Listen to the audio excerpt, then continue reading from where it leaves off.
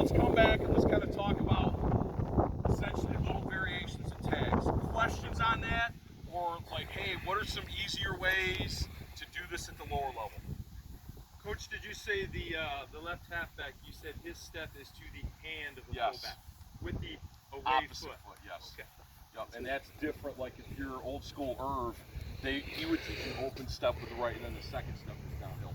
There's the positive. The positive for us is we are downhill faster, which means our guys don't have to stay in the block as long. The drawback is his angle is pretty acute, so it's more difficult to get the shoulder square on entry into the hole, which means there's really no chance of a cutback. All right. If I'm flat here, it's a longer way to go. But when I hit the hole, my shoulders are square. Well, I think just for the younger kids to have You gotta go. a mark. You gotta go. Yeah. You gotta go. The other thing too, guys, and this is something that you gotta have this in your pocket. This is the easiest first down you'll ever get in your life. All right, and I don't know if you guys do it, but our cadence is everybody comes up, gets in a pre-stance, okay, except obviously for the center. Our quarterback says down, and everybody snaps down, okay? Set, go, all right? We work cadence a lot. Like in a gym, they have to call it out. The cadence is something that we're very particular with, okay? And when we say set, go, it's not one word, right? There's set, go. So we want it to be down, set, go. So when we hear the echo and the T, that's when we say our go. What that does is this.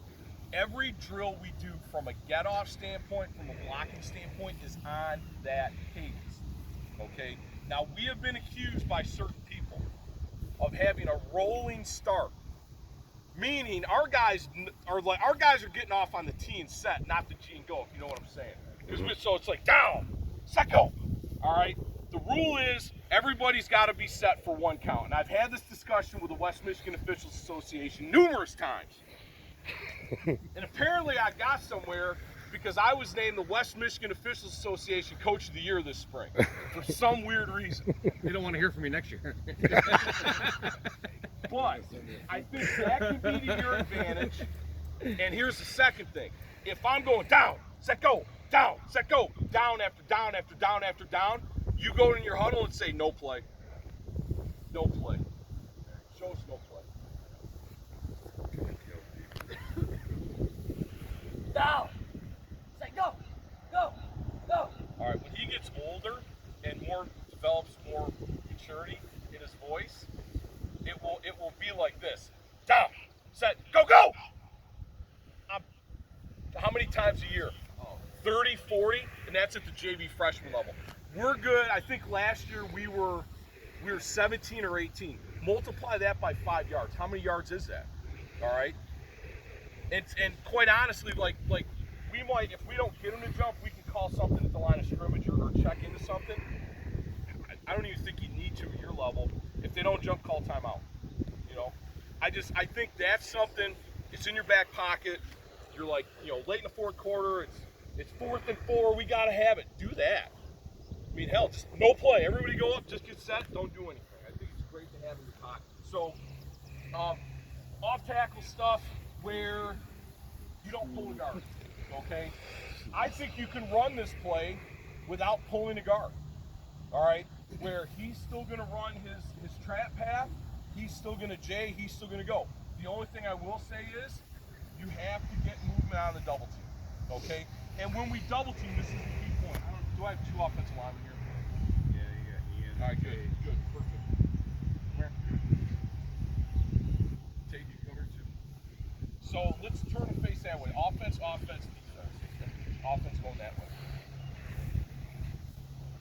Okay, so if we're going to double team, and I think this is a key point because we talk about the lifeblood of the offense.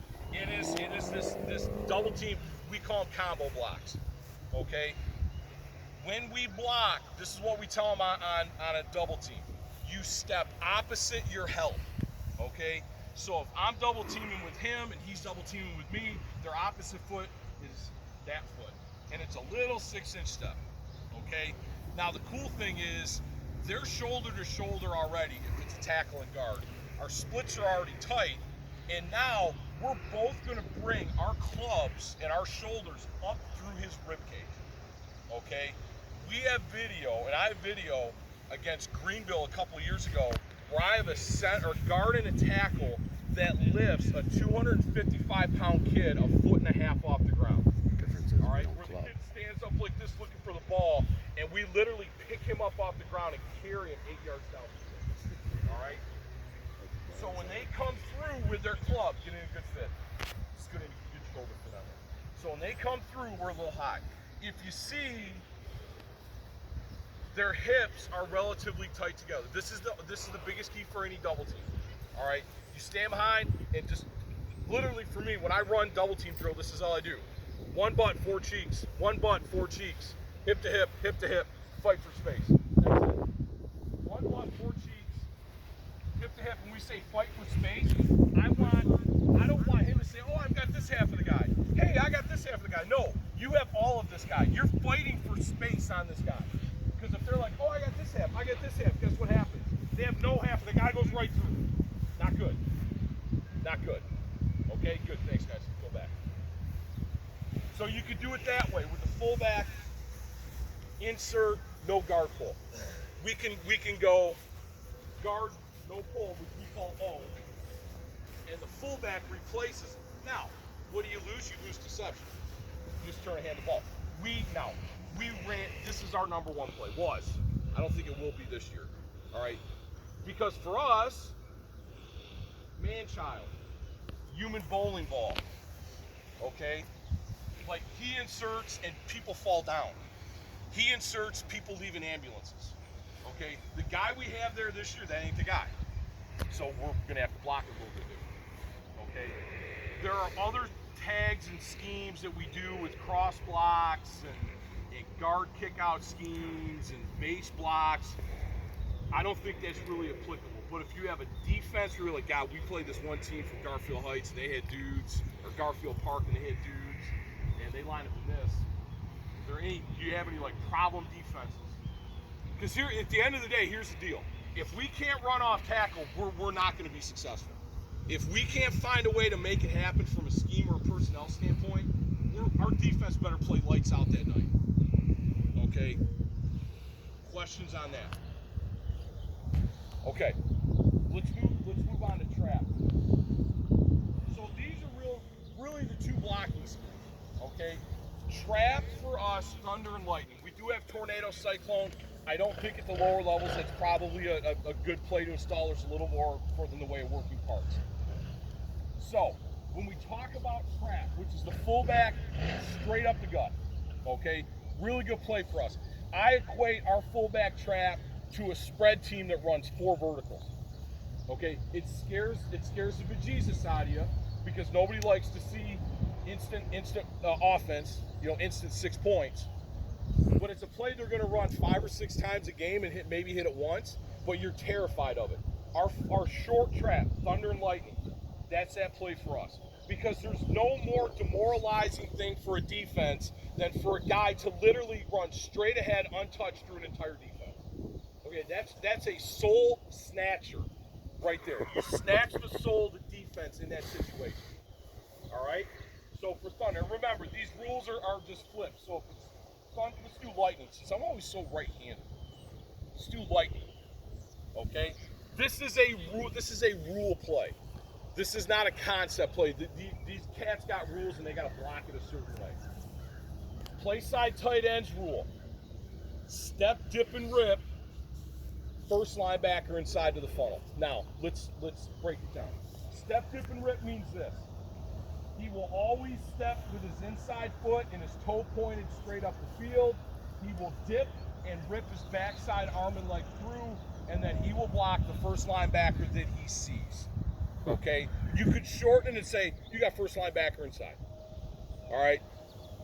The tackle has essentially the same rule. What we tell him is, step, dip, and rip, Mike to backside linebacker. Okay? Now, we play a lot of teams that play 3 linebacker schemes against us. There's a guy there, and this guy. The linebacker that lines up over the center is called the Mike. Okay? We want to make sure, and I tell the kids, This kid is not playing Mike because his dad is the coach. This kid is not playing Mike because he's a really nice kid. Okay? This kid is playing Mike because he's a freaking animal.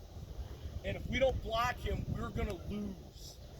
So pretty much anytime we play a team with 3 cats back here at linebacker, we're getting a hat on this guy. And in some cases, we might end up with 3 guys on the Mike. Okay? So step, dip, and rip Mike to backside. Or you could just say step, dip, rip first linebacker inside. It's weather, you guys got one cloud. It's going to feel good. All right?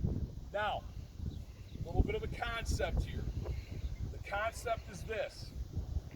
If we play a defense and I call thunder and lightning and there's a guy on the center, we have essentially declared a jihad on that guy. All right? He has been sentenced to death. I tell him, I'm like, you can call ace, you can call apple, you can call whatever kind of combo block you want to call. At the end of the day, if they have a freaking nose guard and I call trap, that dude does not make the tackle on trap. Done. You waste him. I don't care about you coming off on a linebacker. I don't care about where you're moving the guy. All I know is this. I'm running the ball straight ahead and there's a guy in our way. You need to move him off the line. That's it. All right? So their job is really easy. There's a guy in the center. That guy gets wasted. Center and guard double team him all day, all week. Now, if we want to get technical, if there's not a guy in the center, it means it's an even front. So the guards rule becomes step, dip, and rip, first linebacker inside. So we could potentially, in an even front, end up with all 3 of these guys going to the second level. Because the nice thing on trap, you only got to block 3 guys to score a touchdown. The center's got to block the guy on him or backside. One of these guys has got to block a linebacker, and the guard's got to trap. And I'll be honest with you, we've scored touchdowns, we don't block anybody like that. Like, we'll score touchdowns on trap and don't block anybody. But a score on trap, we block. All right? So center is on away. We already talked about if we have a nose. If not, he's away. And then our guard. All right? This is where all traps fail. The guard pulls the same way as he does on off tackle. If you do that, you're dead. All right? What we tell him is this. Your first step replaces the Achilles of the center. This does 2 things. First of all, it puts him on a good path. He's got to be inside out, up into the line of scrimmage. Second of all, you will be amazed at how quick your centers get off the ball after a couple times running it that way. Because when he gets his Achilles stepped on with a cleat, it motivates him to move. All right, so you get better movement from your center by doing it that way. All right, our backside tackle is cut off. Open the toe, point at the heel of the center, and run and bump into him. Okay? Backside tight end is in the funnel. In the backfield, play side halfback is in the funnel. All right? He's running the same steps. If it's lightning, it's a left, right, left, get the ball, and right up the fight. His steps are the same as on off tackle, so he's going to take line steps, cross over for the down end of the fullback pocket, take a fake, and then run outside layered. Quarterback is going to be exactly the same as it was on Lion, except now, instead of handing it to the halfback, he's going to hand it to the fullback. All right, so let's look at the backfield action. You guys clear out so you don't get run over.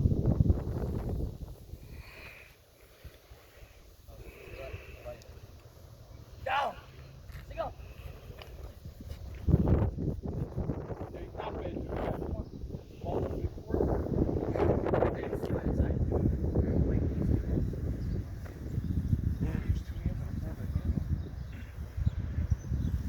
We want a one-hand handoff. That two-hand, we don't do that because when the quarterback steps out, this is a no-look handoff to the fullback. Okay, he's got his eyes on this halfback. So when he steps, he's stepping through. He's making pow. He's in here, and now he's here. His eyes never go to the floor. It's completely no-look handoff. Okay, now at your level, you might want to have him look. Okay, at our level, we should be good enough. We don't have to do that. Because one of the things when we talk about deception is a lot with your eyes, right? Like if I have the ball and I'm running, my eyes are going to be looking for a guy to tackle me. If I'm like this and my eyes are down, everybody knows I ain't got the ball. So we talk a lot to our guys about making eye contact contact and then running away from a guy when we don't have it. And then when we do have it, let's kind of pick a point and just stare at it and run to it and use our peripheral to see the tackle. All right, like. Go. Go. Good. That's better. That's better. Let's do a thunder so they get another look at it, please.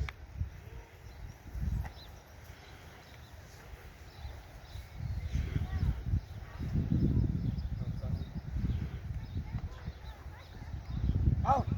Go. Little low. Little low. Yeah. And the other thing too, guys, like we're gonna coach our kids, but it's not like super high intensity coaching all the time. It's like right there. Both Bill and we're like, handoff is a little low. He's slinging it a little bit, so he knows. I mean, it's like he's done enough. So let's do it again and do it one more time and do it right. Little corrections. Little corrections. Now. Go. There you go. There you go. That looks good. Yeah. All right. Now, the question always is, with the 8 to 10-year-old guys, can we run trap? The answer is yes, but you got to work at it. Like a lot of work at it. Okay? Probably going to have one kid that's your trap guy and one kid that's not. Okay? Bring it back over here. Give me that offensive line.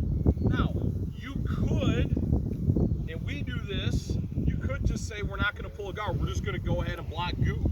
Mm-hmm. You could do that. You like the rules are the rules, but you got to find a way to make it work.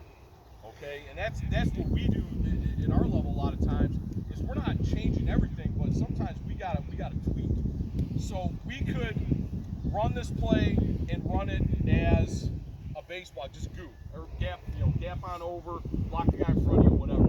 Okay, I've even seen teams that are like, my quarterback can't really reverse out and hand the ball off. All right, you can open up and hand this guy the ball and fake to him. It's not going to look great, but sometimes it just needs a little bit of deception. All right, so like I said, there's a lot of different ways to get him the ball moving forward. And the best play in football is the one that goes straight ahead. All right, so that's essentially trap in a nutshell. So we have off tackle, so we have an interior play, an off tackle play.